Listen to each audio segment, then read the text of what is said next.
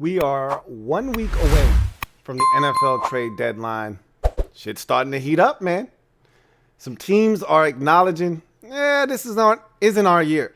And other teams are like, shit, this is wide open. Why not? We'll see what happens.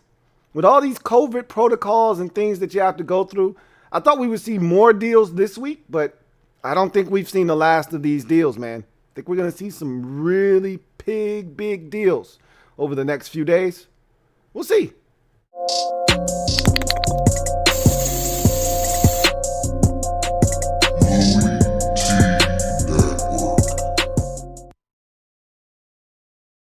Who else could it be but me, your man, Louie T. Welcome to the Louie T Network podcast, episode 106.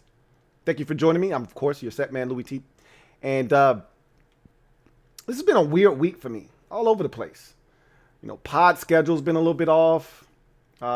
Washington's on a bye week, so, not the same game, week environment that I've been accustomed to for the first 7 weeks of the season. We're going home, going to see the family this weekend. That should be fun. I have my first day off tomorrow, so that's kind of why the week's been a little bit, topsy-turvy, if you will. Got a hurricane, tropical storm, brewing around these parts. Like, what's going on right now? COVID-19 cases are up around the country. We knew this would happen. And you're seeing it kind of bleed into the NFL now. Buccaneers have a staff member that they've sent home, and I don't think it's going to affect Monday night's game. But meanwhile, the Giants have shut down their facility and have a COVID case, a positive test at least, we think. And everyone that has come in contact with that player has been sent home as well. And we've seen a couple of teams, have, a player test positive. I think Jacksonville had a player test positive. They're on a bye week, though, so, they're okay right now. But a lot of things going on in the league right now, not to mention the trade deadline. And we're seeing some injuries, too. Like Gardner Minshew, he can't afford a broken hand right now. Apparently he's got a broken hand, a couple of fractures in his hand. He can't miss any time. Look, they're going to draft a quarterback anyway, right? So it doesn't really matter, does it? You're right. It doesn't matter. But still, if you're Gardner Minshew, you're like, look, I'm playing for my life as an NFL starter. I can't afford to miss any time. But, man, if your hand's broke, your hand's broke. You work with your hands. What can you do? Julian Edelman, he's out for a little bit of time. Yeah, more likely than not. He just had knee surgery. Like, what? Like, that just kind of came out of nowhere. Anyway, I'm fascinated by this trade deadline and all the things that could take place. We're going to talk about that here in a second. And it's just going to be one big gym dropping session today. We're just going to talk about the trade deadline and all the things that could happen around the league and things that are coming about as we get to the midpoint of the season. And I just want to go through the rumor mill, essentially. I'm on Bleacher Report right now. I'm just going to run through all of these rumors that I think are pertinent. And I want to get some of your responses to some of these stories that are cropping up right now, all these rumors that are starting to appear. And so before we do that, though, this is the last time you're going to see me looking like this. I vowed to not look like this anymore. I had to break down. I told you we're going home this weekend. And because of that, I was able to schedule an appointment with my barber. So I didn't want to go back. I wanted to start anew, but hey, look, man, if I got a chance to get a cut that I know is going to be an official cut, I'm going to take that opportunity. So was able to get on schedule with my barber, and man, I can't wait to see him. Cannot wait to see him and get a fresh cut. I am long overdue. Something has to give. I've got to find somebody that can cut my hair consistently. What's crazy? I was just talking to my girl about this, though. No, I was talking to one of my homeboys about this earlier. It's funny that the guy that I went to, up this way, cut me once, and I don't want to go back because, he kind of butchered my sideburns or whatever the first time that I went. And the guy that I, go to now, my barber that I've had for over a decade. I mean, we go back almost, close to 20 years. The first time he cut my hair, he eviscerated my hair. Hairline, hair. I looked like an 85-year-old man that just went in and got somebody to just shave all my hair off. No edge up, nothing. You could barely see it. It was terrible. But I went back. I was a kid. I didn't know any better. I went back. I did know better. I'm lying. I was not happy, but he got better. I grew with him. So it's a little bit different. This guy's an established barber, and he thought he had crushed it. That's a problem for me. I don't have patience now. I'm much older. I don't have patience. You never get a second chance to make a first impression when you're cutting hair. Either you crush it the first time, absolutely blaze me, or I'm not coming back. So, next man up.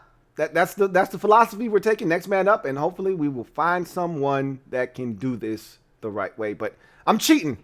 I'm going back to my barber this week, and I'm going to get a cut, and I'm going to set the template for whoever comes next. This is how I want it to look.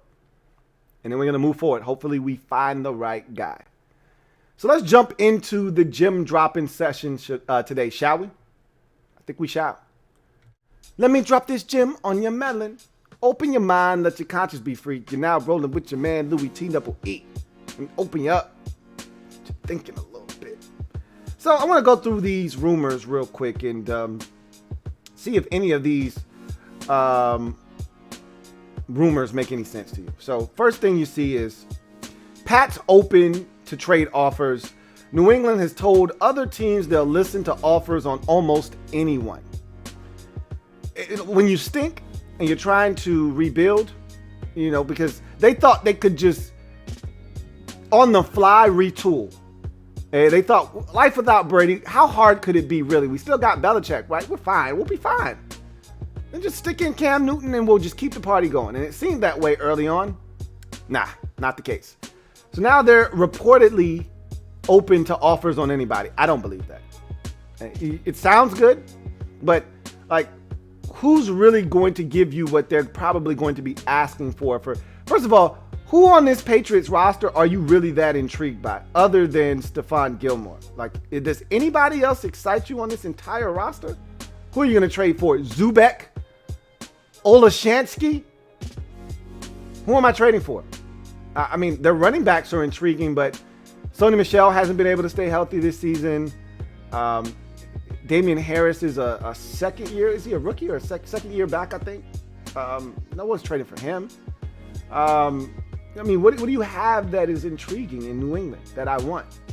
I can't think of any other player on their team other than Stephon Gilmore that kind of gets you excited, says, hey, man, I'd be willing to give up a third-round pick for this guy. Nobody. Maybe an offensive lineman, maybe. But, what are we talking about here? They got nothing on the defensive line. They got nothing at linebacker. Nothing in the secondary other than Stephon Gilmore. Maybe McCourty. Maybe one of the, the safety McCourty. But I don't know. I don't think they're going to end up trading anybody because there's nothing there to have. You don't want anything. The Patriots that roster isn't all that good. When you take a step back, Brady made that roster good. That's not a good roster. Texans open for trade business.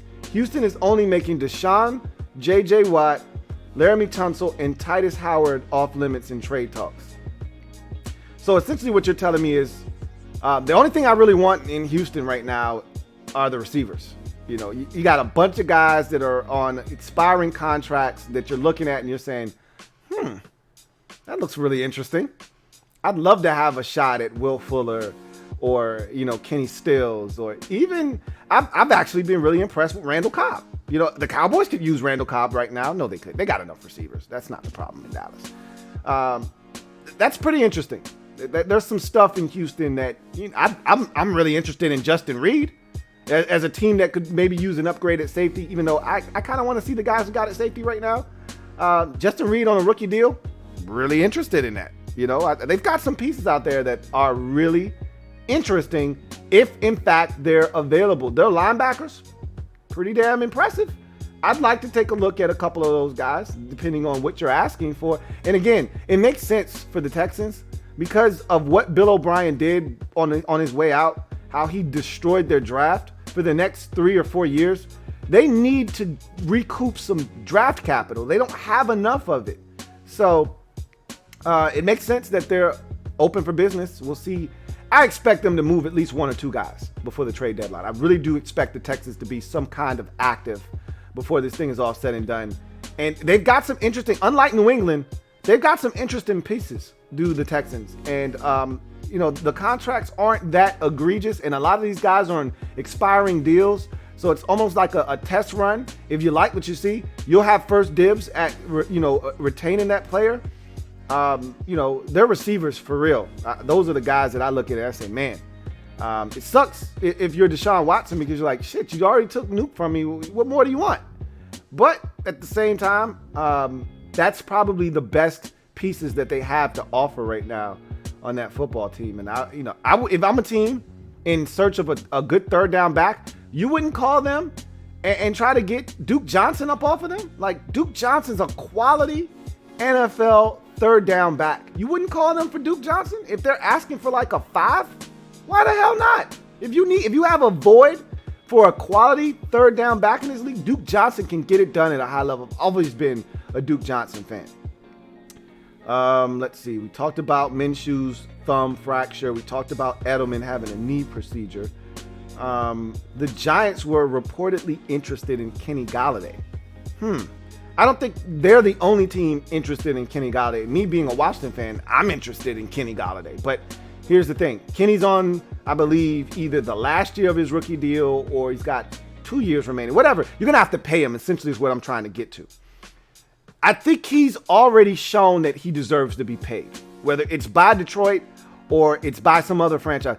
First of all, if you trade Kenny Golladay and you're the Detroit Lions, you're stupid because it's hard to find these kinds of receivers. You'd think you could just go pull one and pluck one from the ranks of the college football realm, but it's not that easy. You don't just find these guys. They don't just grow on trees, especially a guy in that frame that runs the way that he does and has performed the way that Kenny Golladay has performed. He's outperformed his draft status. I think he was a 3rd round pick by the Lions some 3-4 years ago. At this point, if I'm the Lions, if you plan on keeping Stafford, which are you really moving on from Matthew Stafford? How are you going to take his best weapon away from him? Just doesn't make any sense to me. Marvin Jones is the guy that I would be looking to move if I'm the Lions, not Kenny Golladay. The Giants can be as interested as they want to be. I'm not trading him. You want Marvin Jones? Be my guest. Be my guest. I'd be willing to move him for a 4th or a 5th round pick. Knock your socks off. 6th round pick, whatever. I just need to he's going to leave in free agency in the offseason. I don't know if they'll be able to get a comp pick for him because of the new CBA. I don't know what the rule is on players that are veterans that have been in the league longer than like 7 years or something like that. I think there's some kind of stipulation in there that limits your compensatory pick to like a 5th or something like that. Whatever the case may be, if you could get a 5th, for Kenny or for Marvin Jones, I would. If I'm the Lions, that's the only receiver I'm looking to move. You want Danny Amendola? Here you go. You're not getting Kenny Golladay. I'm not trading him. Sorry. How about Mike McCarthy? Is he really on the hot seat in Dallas? Could he be one and done? Jerry Jones doesn't strike me as the impulsive, I'm going to fire my guy after 1 year type of owner. Jerry Jones, a lot of things. I don't think impulsive fire my coach after 1 year is one of them. Look how long he stuck with. Now, I will say this. We used to talk a lot of shit about Redhead Jesus. All right. But they won a lot of games under Jason Garrett. They never won anything meaningful under Jason Garrett. But they won a lot. There were a couple of, 13 and 3s and 12 and 4s. There were a lot of good years under Redhead Jesus out there in Dallas. And, we used to always make fun of him, clapping his hands and patting guys on the back, trying to give guys high fives that wanted no parts of a high five with him. But he won games in the regular season. That's not what Mike McCarthy's doing.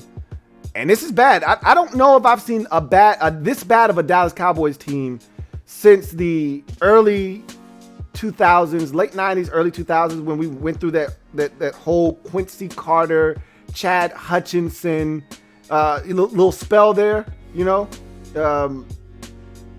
Drew Henson, all of those guys. Remember, I always bring those guys up when Cowboys fans like to bitch and complain about the quarterback position. When they used to complain about Romo, or early in Dak's career, they were complaining about Dak. And I was like, you do remember what it was before, though, right? And I always go back to that list, that dreadful list of guys that they had, that they paraded through there. Vinny Testaverde, Drew Bledsoe. It was bad before Romo. I haven't seen a Cowboys team this bad. Like, you got to go back to like the Dave Campo years to get to a Cowboys team that was this bad. It's really, really bad. And we remember the year when they drafted Zeke and Dak and how bad they were back in 2015. We all remember that season, but they had injuries. There was a reason for that. This year, you're looking, and they have injuries again this year, but they were bad before the injuries. The only thing keeping them from being winless was Dak Prescott. Outside of Dak, they would have been winless before he got injured. So the defense, I've never seen a Cowboys defense this bad before. And you can't explain it because they're relatively healthy, and on the defensive side, that is. And they got talented players. You just can't explain why they're so bad defensively. I think I know. Mike Nolan, anybody. Keep Mike Nolan there as long as possible. Again, much like Dave Gettleman in New York, protect Mike Nolan and Mike McCarthy at all costs. If you're in the NFC East, you want those guys to stick around because they're doing such a pathetic job that it's making everybody else look good in that division. I don't think he's getting fired, though. I really don't. Michael Gallup not on the trade block ahead of the deadline. It makes sense. Why would you trade Michael Gallup? He's got 2 years left on his rookie deal, and he might be their best receiver. And I know that sounds crazy. They got CeeDee Lamb. They got Amari Cooper. He's just as good as those guys. Seriously. With the game on the line, who was Dak looking for a lot of times? It wasn't Amari Cooper. It wasn't CeeDee Lamb. It was Michael Gallup. Think about the Seahawks game. Who was he looking to at the end of that game? Think about the Rams game when they went against Jalen Ramsey on that, you could argue, bogus pass interference penalty in week 1. Who did he throw it to? It wasn't CeeDee Lamb. It wasn't Amari Cooper. It was Michael Gallup. When he needs a big play, they go to Michael Gallup 9 times out of 10. So I wouldn't trade him if I were Dallas. It just doesn't make a lot of sense right now. And you don't know what's going to happen moving forward. You just hold on to him. This also says, do the Cowboys have an Xavier Woods trade in the works? He made some statements on the radio where I'm like, I don't want this guy on my team. If I'm a team out there looking for, he's talented, but if you go on a radio station and you say, hey man, how are we supposed to play hard on every snap? I can't have that kind of guy on my team with that kind of mindset. That's part of the reason why the Cowboys stink right now. You got guys thinking, well, I'm going to loaf on the backside of this play because it's not coming my way. Oh shit, the ball came my way. I didn't think it was coming my way and I wasn't playing hard. No, I'm good. I'll pass. Thanks, but no thanks. The Seahawks traded for Carlos Dunlap. I thought we would see more trades this week. I really did. Yannick Ngakoue to Baltimore, I thought was going to kick off a series of events that saw a number of teams moving players a week prior to the deadline. And I told you why, because, with the COVID-19 protocol and all the steps that you have to go through to get a guy to clear and get into your facility and practice, you just make the deal as soon as possible so that you can get that guy on the field as soon as possible. So I thought we would see a lot more deals this week. I'm shocked that we've only seen about 3 deals or so. The Seahawks traded for Dunlap. I think there was another trade involving the Bengals. I think BJ Finney was traded. He might be involved in this trade. I don't know. Let's see. Yeah, that was it. BJ Finney was involved in this deal. And then, of course, the Yannick Ngakoue trade. We haven't seen a lot of trades go down. I'm shocked because I thought we would. The Packers are reportedly interested in Will Fuller V. That'd be a perfect fit for their offense. A guy that can stretch the field vertically, a perfect complement to Devontae Adams. To me, Will Fuller in their offense would be an upgrade over MVS. Marquez Valdez-Scantling, because he's got questionable hands and he's inconsistent. Fuller would just come in and he would run that MVS role and well, I might add, and it'd give them a viable second option behind Adams, which they haven't had in Green Bay. It makes a ton of sense. If I'm Green Bay, if you really seriously are thinking about contending, I think you got to do something at the trade deadline to bolster this, because after seeing what you saw against Tampa Bay and how you were shut down completely, you need to get more guys that can win, period. End of discussion. Even if it means a guy that you just get it into his hands immediately and see if he can do something after the catch, you've got to do something. You can't have another performance like that where a team says, all right, we're going to try to take away Davante Adams and see if anybody else has the guts to beat us, especially with the other receiver, Alan Lazard, on the shelf. He's supposed to be coming back here shortly. But if I'm the Packers, I'm trying to see what it would take to get a Marvin Jones. I'm trying to see what it would take to get a Will Fuller or Kenny Stills. I'm calling up Atlanta and seeing, hey, how viable is it for me to get my hands on Julio Jones? Like, what are you really asking for here? Like, I would do something big if I'm Green Bay, because at this point, you need to be pushing your chips into the center of the table. You got a chance to win a championship. These don't come around very often. You're one of the best teams in the NFC. You were last year, but you didn't have enough. You're in that same spot, I feel like. You just don't have enough. You didn't do enough this offseason to ensure that Rodgers would, like, I like Robert Tonyan a lot. So does Rodgers. But he's Robert Tonyan. Like, I need another guy outside at the receiver position to help Davante Adams. Like, what he did against the Texans, that's great. It's the Texans. 13 catches, 196 yards, and 2 touchdowns. What happens when the opposition says, it won't be Davante Adams today? Find another guy. Who's going to step up? Shepard? Is that who's going to get me this week? Is it going to be Shepard? Hell no. Go find you a guy. I don't know what you got to give up. Figure it out and make it happen, because you got a chance to win. If I'm the Packers, something needs to be done. Report, Falcons shopping Takk McKinley. Look, we knew he wasn't a guy that the Falcons loved when they didn't pick up his 5th-year option. So, this is something that could have definitely been in the works for a long time. If they weren't good this year, he's the first guy that I thought of that when I said I wasn't thinking Matt Ryan or Julio Jones when I was thinking about who could they move. I was thinking Takk McKinley. Has anyone done a worse job of drafting defensive ends than the Falcons over the last 5 or 6 years? Man, Vic Beasley, Takk McKinley. I told him not to do the Takk McKinley thing. I really did. Never really liked Takk McKinley. And I don't know who would give you anything for him, honestly. But we'll see what happens. Jordan Howard available ahead of trade deadline. Do you even know who Jordan Howard plays for right now? He's been traded so many times. No one loves Jordan Howard. He's not even getting snaps. Do you even, I'm going to quiz you right now. Do any of you out there even know who Jordan Howard plays for?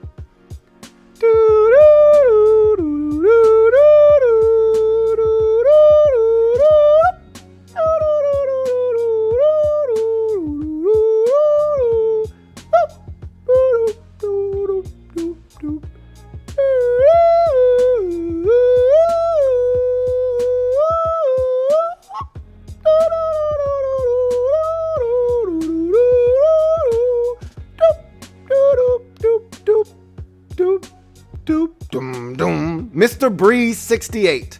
Thank you. He's the only one that seems to have the answer to this. It's the Miami Dolphins, okay?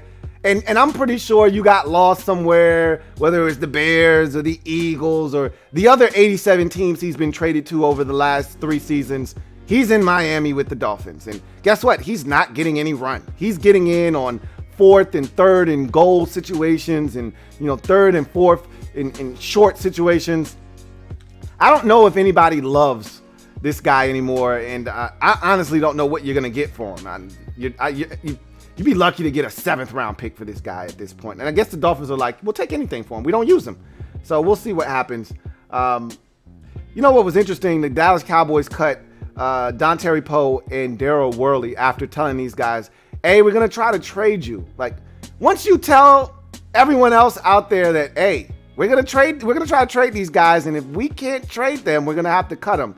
Do you think anybody's actually going to give you anything when they know if we just wait, they'll be available if they clear waivers? And these aren't guys that everyone's clamoring and salivating over. They'll clear waivers, and if I really like either one of these guys, guess what?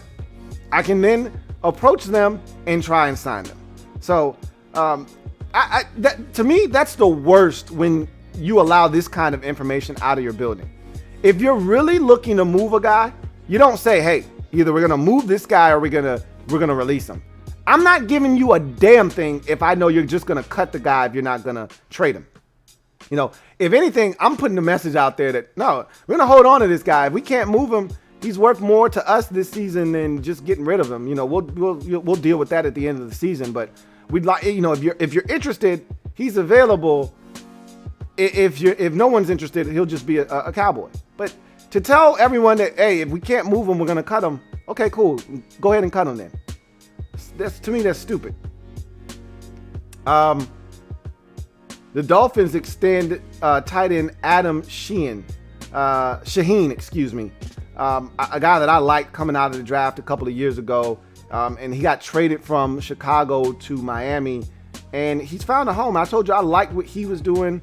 I like what the tight end out of Penn State is doing for the Dolphins as well. I really like what the Dolphins have at tight end right now. Oh yeah, and Everson Griffin. Well, that was the other trade I was thinking of. Everson Griffin is traded to the Detroit Lions. If I was Seattle, I would have went after Everson Griffin instead of Carlos Dunlap. I don't think Carlos Dunlap has a lot left in the tank. I thought he was diminishing, 3 years ago. I didn't think he was playing really good football. Let's look at Carlos Dunlap's numbers over the years. Like 2 years ago, I think, is when I started to think, Carlos Dunlap, not really feeling what he's providing anymore. I think his best football is behind him. I would have went after Everson Griffin. I think he's still got some juice left. Let's see. Well, actually, the numbers don't indicate what I just said. So he's been pretty damn consistent throughout his career, actually. 13 and a half sacks. Let's start. Well, really, his rookie season, he jumped in 9.5 sacks. Then he had 4.5 in 2011, 6 in 2012, 7.5 in 2013, 8 in 2014, 13.5, which was his best career year in 2015, 8 in 16, 7.5 in 2017, 8 in 2019, or 18 and 9 in 2019. So he's actually trending upward. I just don't feel like his impact has been that great. But again, it's the Cincinnati Bengals. Are you really paying attention? Maybe, and when you're not a fan of a team, I'm pretty sure Bengals fans will be like, look, don't let the numbers fool you. He's not an impactful player. I can tell you that, like Ryan Kerrigan, as a Washington fan, you look at his numbers, you're like, these are pretty damn impressive. You'll see a 10, 10.5, and 11, 11.5, and you'll see all these sack totals, and you'll go, man, this guy's been ultra productive. But if you ask any Washington fan, you're like, look, don't fool yourself. These aren't impactful sacks. He's getting 3 of them against a third string tackle in one game, and he's baptizing that guy. But when we really need him to step up, rarely does he step up. So I guess beauty's in the eye of the beholder. I would have preferred Seattle go after Carlos or go after Everson Griffin, but Carlos Dunlap is probably younger, if I had to guess, and he might fit what they're looking for. They needed to do something, did Seattle. We'll see if this works out for him, and maybe this will. He only had 1 sack this season, so maybe this will invigorate him in Seattle. We'll see what happens there.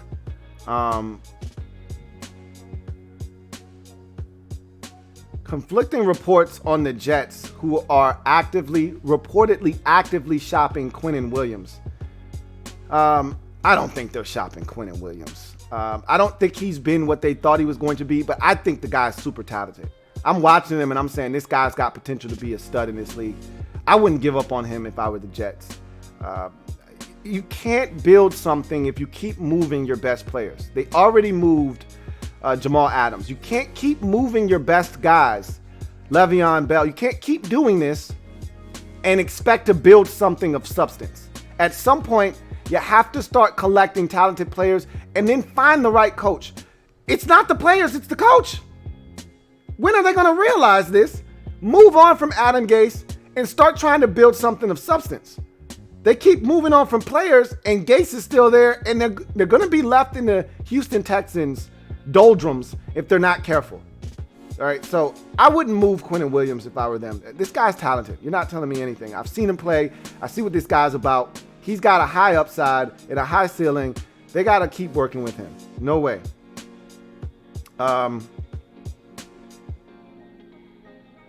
Let's see. Let's go through your comments real quick and see what you guys have to say. JP says, heard that Stephon Gilmore might be on the block in New England. Where could he end up? I mean, everywhere. Everywhere and anywhere. I mean, what team can't use a bona fide shutdown top flight NFL corner? They don't grow on trees. He's making a lot of money. And they just gave him a pay increase this offseason. But, I mean, who can't use one of those guys? Shutdown corners change games. So that's why the Patriots always align themselves with those types of players. Which is why I don't think he's going to get moved, because if I'm New England, I'm asking for the farm for him. You want him? I want a first round pick. Who's giving up a first round pick for Stephon Gilmore right now? If I'm a team and I need a corner, I'd much rather try and I get it.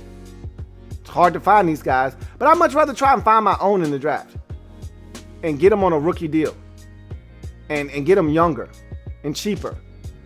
It's just going to be hard to move Stephon Gilmore unless the Patriots are willing to take a little bit less than what he's probably worth. And if I'm the Patriots, I'm not giving him away. He's under contract for a number of years. I'm not giving him away. But, I mean, just thinking about some contending teams. I mean, let's just go down the list quickly. You could probably use, let's see, you go in the NFC, the Bucs are fine. The Bears are fine at corner. The Packers are fine at corner. They just need Kevin King to get healthy. The Saints probably could use it, but they just got Janoris Jenkins in the offseason. I think they're going to be fine at the cornerback position, but they could definitely use an upgrade. You go to the AFC, the Chiefs are fine at corner. They got a bunch of young guys out there. They just got Bashaud Breeland back from a suspension. The Steelers, they could use an upgrade at the cornerback position, but they're undefeated. I don't think they're going to look to do anything there. I don't think Tennessee's looking to do anything right now. They got Jonathan Joseph out there, though. He's like 89 years old. But again, who's looking to give up? Look, if I'm Tennessee, and I could get, and Vrabel knows all about Stephon Gilmore, at least knows he's being coached really well, and they know what this guy's capable of. If I'm Tennessee, I feel like I'm going to be in the back end of the first round. What do you got to lose? You give that up? Because Tennessee right now, one of their biggest issues is defensively, they can't stop anybody. They're giving it up every week. Their offense is capable of scoring with anyone, but they're capable of giving it up to anyone. They should have lost to Minnesota. They could have lost to Jacksonville. They could have lost to the Texans, and they did lose to Pittsburgh. All of these games, they gave it up 30 plus in every single one of those games. They've got to figure out a way to be better defensively. Honestly, they're not getting enough up front. Clowney hasn't produced the type of pressure that they were hoping when they signed him. But to hell with all that. I don't know if that, and again, when you make these trades, you also have to have the cap space. Like, we just talk about trades like it's Madden and you just drop these guys in, and you got to have the cap space too. Don't know where the Titans cap situation is, but they could use a guy in the secondary, to come out there and ball for them. So I don't know where he ends up, to be honest with you. If he goes anywhere. I don't see him going anywhere. Usually names like that don't move. Like Julio Jones and guys like, they don't move during the trade deadline normally. It's usually the ancillary pieces. Like last year we saw the 49ers go out and get Emmanuel Sanders. Those are the kinds of guys, veteran players that have either underperformed or it's a guy that has something left, but the team that he's on isn't going anywhere, and he's still got some value left around the league, but it's not going to cost you an arm and a leg to move him. Mohamed Sanu a couple of years ago when the Patriots wasted a second-round pick to get him. Those are the kind of guys that move now, not cornerstone franchise guys. Those aren't the guys that usually move at the trade deadline. So Marvin Jones is a great candidate. Randall Cobb is a great candidate. Less likely is a Will Fuller, although Fuller is on the last year of his deal, and if you're the Texans, you'd rather get something for him now than not get anything for him in the offseason when he's allowed to walk as a free agent. But these are the kinds of guys you should be thinking about. Stephon Gilmore, more likely than not going anywhere. Julio Jones, more likely than not going anywhere. All right. Cobb probably going to be traded. Jones probably going to be traded. Those are the kind of guys. Xavier Woods, we just talked about him. That's a kind of guy that probably is traded. You know, you're not going to see any of these real big names, I don't think, at least. Archangel says, would you trade Julio to the Eagles since they have no wide receiver threats right now for Jalen Hurts and maybe a 3rd to 5th round pick? How do you feel? If you love Jalen Hurts, sure, but guess what? The Falcons are in a position where they're probably going to be able to draft a quarterback. So you're not looking to go and trade for Jalen Hurts.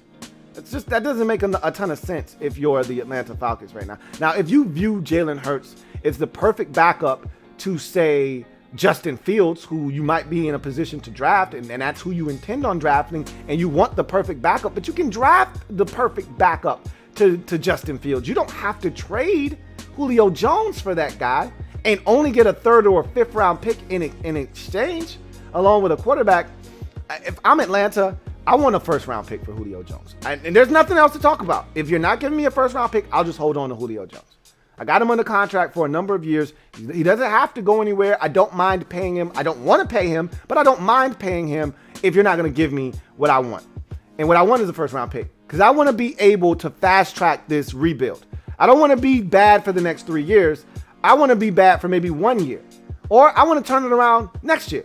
You know, if you don't move Matt Ryan, and maybe Matt Ryan's your bridge to the young quarterback, or maybe you trade Matt Ryan in the offseason, whatever the case may be, I want to fast track this. The way you do that is with draft capital, not with, you know, mid to late round picks or other players that other teams don't want anymore. You fast track that by getting a bunch of early round draft selections, like the Dolphins did, you know, a couple of years ago, like the Jaguars did a few years ago. You know, that's how you fast track this thing. So I wouldn't move him for that if I were Atlanta. Captain Spartan 04 says, I've been telling myself we were going to lose one of these last 3 games, and I knew these Ravens would love to take our, but he says, maybe I'm buying the hype, but maybe we're different this year. I told you weren't going to lose any of those games. I told you, even though you tried to convince me that, you know, you could be in trouble against the Browns or watch out for the Eagles. Oh my God. I thought you were going to lose the Texans game. That's the one I thought you were going to lose. And after you beat the Texans, I said, okay, I'm sold. You're going to find a way. It wasn't pretty, but you're finding ways. So when I look at this Steelers team, they're just finding ways. Doesn't have to be pretty, but they're finding ways. You could lose this week, though. This is going to be a fun game. I know that much. Gregory Lightbody says, I think Terry will be better than Kenny Galladay. We'll see. We'll see what happens. Kenny Galladay is pretty damn good. I do know that. I really appreciate you, Archangel. Really do, man. Thank you so much for the support over the years, man. You've been rocking with me for a while too, man. So I really do appreciate you. Captain Spartan 04 says, also with the Chiefs getting Bell, Ravens getting Yannick and Dez, Seahawks getting Carlos Dunlap. Told you that one, by the way. I just didn't. Look, when you asked me about Dunlap going to Seattle, I told you I'm not a Dunlap fan. I didn't know if he would move the needle on that. Not. We'll find out. I might be wrong about this. You were right. You talked about that. I just didn't think he would have an impact. I wasn't thinking that he wouldn't get traded. Cincinnati, they stink. So anybody's available. You know, if you're willing to give up something for him, and with the depth that they have along the defensive line with all the guys that they've drafted over the years, they could move a Carlos Dunlap. But you said AB on the Bucks. I want my Steelers to join in, but I don't know who we could get. We have depth. You don't need to join in just for the sake of joining in. If you've got a glaring need on your team, as I mentioned, you could use, I feel like, an upgrade at the cornerback position. If you're willing to give up a first-round pick, which you haven't been shy about doing like you did for Minkah Fitzpatrick, if you're willing to give that up for Stephon Gilmore, why not call the Patriots and see if they're willing to give up Stephon Gilmore? That would, to me, drastically change your defense if you're able to get a Stephon Gilmore. Think about that. If you really look at your team and say, do we have to have a first-round pick? No. If we feel like we can win the Super Bowl by adding Stephon Gilmore, you do it. Do you have the cap space to do it is the question. But when I look at your team, the one area I look at and say, you're a little suspect at is in the secondary. I don't love your corners. I don't love Joe Hayden. I think Cameron Sutton is actually pretty good. I don't really love your secondary, though. I don't love your corners. I don't. I think you've got some liabilities there. You know, I think you missed on Lane. I thought he was going to be good. I liked him at Michigan State, but Justin Lane hasn't done much of anything for you.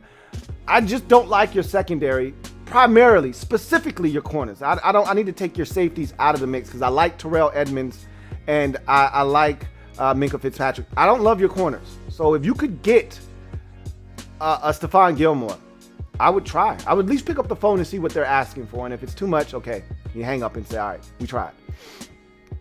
Captain Spartan 04 says, I've personally always been a fan of Duke Johnson, but I don't think we can pull the trigger. Also, what would it take for Kevin Colbert to win Executive of the Year? He needs one before he retires.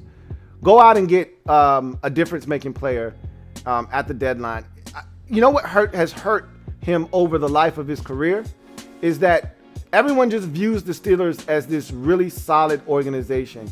You don't really do anything splashy in free agency. You usually keep your own. They don't do anything that moves the needle for people. And that's what usually wins you Executive of the Year, taking a really bad franchise and turning them into a really good one overnight. You know, that's what usually gets people's attention. You just have been really good, really solid for the last decade and a half. It's hard to get people to acknowledge that he's done something, even though he's kept this team really consistent and competitive over these years. Even when Ben has went down, even when you've had a slew of injuries, he's kept this team afloat. But he's not going to get the credit that he deserves because you're always good. And he's penalized for that, which is unfortunate. Duke Johnson would be a great help. Even though you have a guy that's similar to Duke Johnson, but he's not. You don't have anybody on your roster that is Duke Johnson. But you try to use the Jalen Samuels as a Duke Johnson type, a guy that's kind of versatile, can do a lot of things.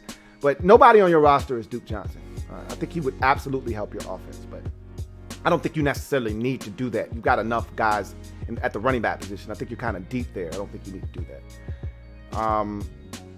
Ali Side says, is Anthony Harris available? I want my Raiders to get him. He could be the difference maker we need. I think he's available. If I'm the Raiders and I really like Anthony Harris, I call him up and see if he's available. He's on a franchise tag. I don't know if he's going to be back in Minnesota. Minnesota's punted on the season already. They told their best defensive player, go ahead and have surgery. You're good. We stink. And they just traded away a guy they traded for when the season started. So that tells you that they've pretty much given up on 2020. And so if they've punted on the season, which we think they have, we'll call them up and see if Anthony Harris is available. If you're not going to re-sign him in the offseason, he should be available. I think he's available. I'd make the phone call. Let's see. Cody _ says, I would love Quincy Williams or Will Fuller, but like you said, I doubt, or Quentin Williams, excuse me, that's his brother. I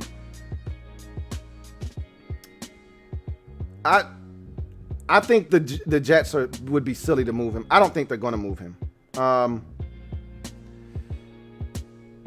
Olivier Vernon on the trade block, and he's a guy that hasn't been able to stay healthy, but if he's healthy, he's still a good football player. Every team in the race this year could use more pass rush. I think that's why we're seeing so many teams that are dynamic offensively struggle defensively because they don't have enough pass rush. So if I'm Seattle, I know you just got Dunlop. I know Olivier makes a lot of money. That's the only thing that would kind of give me a little pause is you're still going to be paying a hefty salary. Even though half of it has already been paid to him by the Browns this year, you're still going to be paying a pretty penny for Olivier Vernon. I don't know what's left on the rest of his deal this year and how much his cap number is, but I'd venture to say you're probably still paying $6 or $7 million. He's making a pretty penny in Cleveland right now. But if I'm a team that needs help getting to the quarterback, and there are a bunch of them out there that just aren't cutting it up front right now, that are in the hunt to win a Super Bowl this year, I'd call the Browns and see what it would take to get Olivier Vernon. If he can stay healthy, I think he's still got some good football left in him. As far as Cody _ is concerned, Quentin Williams or Will Fuller, Will Fuller would be the move if I'm the Packers. You're not getting Quentin Williams. I just don't. If I'm the Packers, I'm not giving up what it's going to take to get Quentin Williams. I think it'll take a lot less to get Will Fuller. And he's the perfect fit for your offense. It's exactly what you need right now. Gregory Lightbody says, do you see the Cowboys trading or moving on from Jalen Smith? Should Washington football team be interested? I don't think they're moving on. He's one of those guys that if I'm Dallas, I'm not looking to move. There aren't many guys. They just gave him a new contract. There are not many guys on that football team right now that you look at and say are cornerstones of that defense. But they're young on that side of the football, and he's one of their young studs. I don't think he's moving anywhere. And if I'm Washington, I would not be interested in Jalen Smith. I want to draft my own young stud linebacker. I don't want to get the guy you just paid a bunch of money to and have to eat his contract. And oh, by the way, he had a major knee injury. Not to say that he's going to have another one or that, somebody you draft in the future can't have one. But I just like, again, linebackers, you should be able to find a good linebacker. It may not be a game changer like Jalen Smith, but you should be able to find a linebacker in the draft somewhere. Captain Spartan 04 says, if we lose Connor this offseason, I wouldn't mind if Jordan Howard train takes a stop in Pittsburgh. Duke Johnson would replace Jalen Samuels. Keep Snell, McFarland, and Derek Watt. For me, I know you're not the biggest James Conner fan. We've talked about this before. He's nothing special, but he fits what the Steelers like to do, physical, downhill running football team. Benny Snell does the same exact thing. I think he's even a little bit more dynamic than James Conner, but he's fumbling. That's his problem. He fumbles too damn much, which is why they don't trust him. Jordan Howard would fit in Pittsburgh, honestly speaking. I've always liked Jordan Howard, but nobody else seems to. I'm a Carlos Hyde guy, though. I'd take Carlos Hyde before I take Jordan Howard, but that's just me. Bottom line is, Duke Johnson would be the perfect replacement for Jalen Samuels. I just mentioned him as a guy that you use, in a multitude of ways. Duke Johnson would be the perfect complement to whomever is your bell cow in Pittsburgh. You need one of those third down guys. You haven't had a good one since like Amos Zaraway. I'm lying. You've had some other guys, man. Like Mewelde Moore was pretty solid for you at the back end of his career. I think you might have had one more guy that was pretty solid. I'm trying to think, who's the one that went to the Raiders? Was it Amos Zaraway? I thought one of the really good little guys, third down guys, went to Oakland. It might have been Amos Zaraway. Anyway, I digress. Gregory Lightbody, Texans said only players not available are Watson, Watt, Tunzel, and Howard. And I read that already, and we talked about that already. Kevin the PRF says, isn't the Cowboys looking for an immediate quarterback? Don't we have one of two, which both probably won't be here next year? I'd even take a late round pick knowing they are on their way out. Well, this is the thing. The Cowboys aren't looking for, I don't think, immediate quarterback help because they got two guys on the roster right now that are quality NFL starters in Andy Dalton and Dak Prescott. Now, granted, neither one of these guys are signed long-term and could be gone next year, but Dalton, it's not like Dalton just broke his leg. He got a concussion. He could even play this week, probably won't. He'll be back the week after, more likely than not. They're fine at quarterback. The problem isn't offensively for Dallas. It's defensively. That's the problem that the Cowboys are having right now. And nobody wants Alex Smith. So we're not going to be able to move Alex Smith now. Dwayne Haskins, on the other hand, I think teams are interested, but how interested? I mean, I'm lying. I don't know if anybody's interested in Dwayne Haskins. Which is crazy to me. Anyway, Gregory Lightbody says, if the Vikings have given up on the season, why not Thielen to the Washington football team? And yeah, Vikings are currently shopping Anthony Harris. Because you can't trade everybody. That's the thing. First of all, Thielen just got a big contract a couple of years ago. You can't just move guys for the sake of moving guys.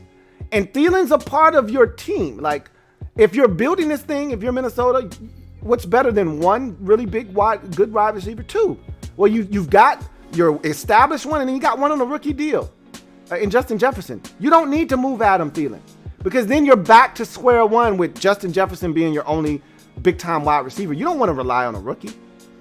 You got two really, and Thielen's still relatively young. He's still got a lot of good football left in him. You don't trade Adam Thielen. Now, Harris, on the other hand, who you weren't able to negotiate a long-term deal with in the offseason, you can move him because he's more likely than not going to be back next year.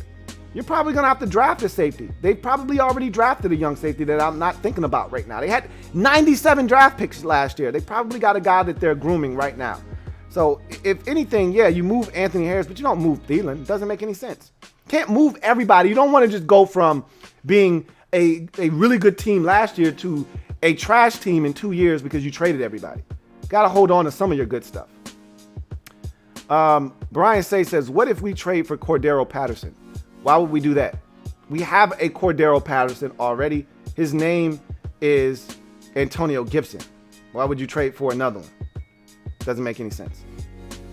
Cody _ says, we still struggling with stopping the run. That's why I said getting Williams would be nice, but I doubt we would make a move. Packers haven't made a deadline move in forever. That's not your MO. It's not what you do. If you do something, it would be at receiver, I believe. I think a lot more of your struggles defensively stopping the run, I think starts with, up front, it's okay. It's not great, but I think you're hurting at the linebacker position inside. You're missing Blake Martinez and some of those guys. I think, didn't you go and sign the Browns linebacker? Didn't he get hurt too? I think he got hurt. And he was actually playing really well early in the season, if I'm not mistaken. Gregory Lightbody says, what's the most you would give up for Haskins? Also, I believe Fuller and Sweat should make the Pro Bowl this season, and they're trending towards that. We'll see what happens. It's early. In terms of Haskins, right now, because of how we've devalued him, I don't know if you get anything more than a 6th round, 7th round pick right now. I mean, at this point, I'd probably take a 5th round pick.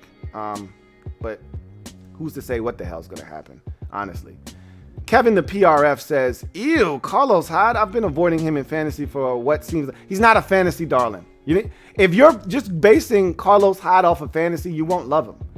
Carlos Hyde is a quality NFL running back, man. The Texans, he rushed for 1,000 yards for the first time in his career last year, and the Texans turned their back on him. To trade for David Johnson, who's stinking it up this year. So, how's that working out for you? And you traded Nuke Hopkins to do it. Stupid. Door Gunner says, wonder if Dallas keeps Dak. His worth has gone up this season, and it will cost a lot. Maybe move on and go full rebuild. I don't think they're going to move on from Dak. I don't, but they're going to have to reach a long-term deal. They can't afford to franchise him again. It'll be too expensive. But after what has transpired with him and what he's shown in Dallas, I just don't see them letting him walk away. Captain Spartan 04 says, we don't have cap for Gilmore. I'm not saying our corners are the best, but it's hard to plug in someone right away and say they would be better. Lane is a beast on special teams and rotates with Hayden. And that's the big key is you got to have the cap space. I think Gilmore would be a perfect fit for your defense, but you don't have the cap space. You don't have the cap space. And that's the problem with some of these deals. That's why big names generally don't move at the trade deadline because you have to fit them into your cap. Julio Jones, you have to fit him into your cap. Stephon Gilmore, you have to fit him into your cap.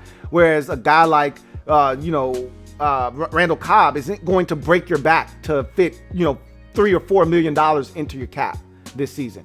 That's not going to hurt you. Whereas a guy like Julio Jones, who's making like $15, $16 million this year, if, he's been paid 6 of it already, you still got to foot the bill for the other 9. Like, that's a lot of money. A lot of teams don't have that kind of cap space sitting around at this point of the season. So I totally get that. Cody _ says, yeah, Christian Kirksey, I'm certainly not missing Blake Martinez, LOL. I get it. Blake wasn't the best athlete in the world. He was a tackling machine, but he wasn't the best athlete in the world. I get it. He says, I was tired of him getting beat in coverage. I get it. I understand that. He's not in. I wouldn't have used him in that role. Too many times we saw 56 trailing on the play. I understand. I get where you're coming from. He says, I like Chris Barnes, which is a nice kid we got. So I understand what you're saying there. But yeah, Christian Kirksey, I thought was going to be really good for you guys. Gregory Lightbody says, why are you so confident in Cameron Curl? How good is he? Better in coverage than Collins? I don't think he's, upgrading in coverage. We'll see. We don't really know. The little sample size that we have of him in coverage, he hasn't been great, but he needs more time. Let's see what he's about. Obviously, you haven't been watching the film, but because Cameron Curl, why I was so confident in him being a replacement for Landon Collins. He's been exceptional in the box, which is what Collins was essentially for us this year. And so we'll see what he does. He's going to have to continue to, adjust to the speed of the game, and he's also going to have to be smarter. There was a play that I showed where he abandoned his responsibility. We can't have that moving forward, but he's a young player. You're going to have some mistakes, and he's got to learn from those mistakes. I like him a lot, though. Silver Villains, thank you for the super chat. Greatly appreciate you, Silver V, who writes, the Bears should trade for Darrell Williams from my Chiefs for a 4th or a 5th round pick. I like, Montgomery. They don't need to do anything at the run. They don't even run it enough to trade for a running back. Darrell Williams is really solid, but he's not a guy I'm looking to trade for at the trade deadline. And I get it. Now that you have Le'Veon Bell, there's really no need for a Darrell Williams. You'd like to offload him. You're not going to coax somebody into giving you a 4th round pick for Darrell Williams. Now, if you said a 6th or a 7th round pick, yeah, maybe. You get somebody to bite on that. He's a solid running back. He's shown that he can catch it out of the backfield. He's shown that he can run it effectively, but you're not getting a 4th or a 5th round pick from anybody for Darrell Williams. Maybe a 6th round pick at the most. I'd give you a 7th, and it could turn into a conditional 6th for Darrell Williams. Anyhow, Captain Spartan 04 says, thank you for the super chat again, Silver V. Captain Spartan 04 says, any way we could trade for Johnny Hekker? Punter is our biggest weakness. Why not call him up? I doubt it. The Rams aren't trading Johnny Hekker. They're right in the middle of a divisional race, and Hekker, as you saw on Monday night, is a weapon for them. I doubt that they would even pick up the phone if they knew what you were calling for, but all you can do is call. The worst they can say is no, right? Right. Kevin the PRF says, about Curl, I'm stuck on that Rams play. If he does that too many times, I'll panic. Look, I would too. He's a rookie. Mistakes happen, okay? However, I love his aggressiveness. He made a lot more good plays in that game than that bad play right there. So you got to make sure that you understand that there's a balance when you're talking about a rookie that's being thrusted into a spot that he wasn't expected to be in at this point of the season. I think he's doing a phenomenal job. I love his physicality. I love his aggressiveness. We've got 2 aggressive safeties in the game now. I like what I've seen from him. Gregory Lightbody says, are we paying Fabian Moreau? Isn't this his last year in his contract? No, he's not going to be back in Washington after this year. I don't think. They're not playing him enough to be able to justify paying him in the offseason. He'll probably have to get paid elsewhere. Cody _ says, what the heck happened to Damian Williams? Kid balled in the Super Bowl and seemed to have disappeared this year. COVID-19 list. He opted out of the season. That's what happened. There you go. You found it out yourself. So we talked about that on the podcast. I talked about him being one of the bigger opt-outs coming into the season, along with Donta Hightower and a few others that were big names that, and CJ Mosley. Those were the big names that opted out due to COVID-19. And so we'll see what happens moving forward. Anyway, Door Gunner says, where them boys at? They've been awfully quiet and I love the silence. Look, this isn't the season for Cowboys fans to be spouting off. I told you that my dad, who's a massive Cowboys fan, you're not going to hear a peep out of him right now. So that's the situation right now with Cowboys fans. Anyway, I digress. That's 2. I'm out of here. Anyway, that's going to do it for me, your man Louie T, on the 106th installment of the Louie T Network podcast. If you guys haven't already done so, what are you waiting on? Go ahead and subscribe to the Louie T Network for more great content. Hit that sub button. Turn on that notification bell so you don't miss a thing. All right. And while you're at it, go ahead, hit that like button and help your man Louie T out. Got a major announcement coming next week as far as merch is concerned. I'm excited. And so stay tuned for that as well. But until next time, which will be next week, I'm your man Louie T, signing off. Remember, if it's not your man T, it's not, I repeat, not the best NFL coverage it could be. We will be live tonight, Thursday Night Football. Really not looking forward to the game. I'm not going to lie to you. I am looking forward to seeing Carolina for the first time live, even though I've watched all of their games. It's different when you actually get to sit there and you're not watching the cut-ups. You actually get to sit there, hear about some of these players, and hear about the job that Matt Rule is doing, which is a phenomenal job. Teddy Bridgewater has been playing really well. I look forward to watching the Panthers. Not really looking forward to watching the Atlanta Falcons, however. But Thursday night, man, Fox paid a lot of money to get some ass games. All right, they paid a ton of money for this Thursday night package, and they've gotten a lot of ass games in return. And they didn't know that these division games were going to turn out to be duds. They didn't know Eagles Giants were going to be a matchup between 2 of the worst teams in football. They didn't know Falcons and Panthers was going to be a shit show by the time we got to week 8. They didn't know Broncos and Jets was going to be a terrible game on paper that turned out to be one of the best Thursday night games we've gotten all season. They didn't know these things. But it's rough on Thursday night. But I'm going to watch nonetheless, and we'll break it all down on Thursday Night Football overtime. Until then, I'm your man Louie T, signing off. You guys have a good one. Take care, and thanks for joining me.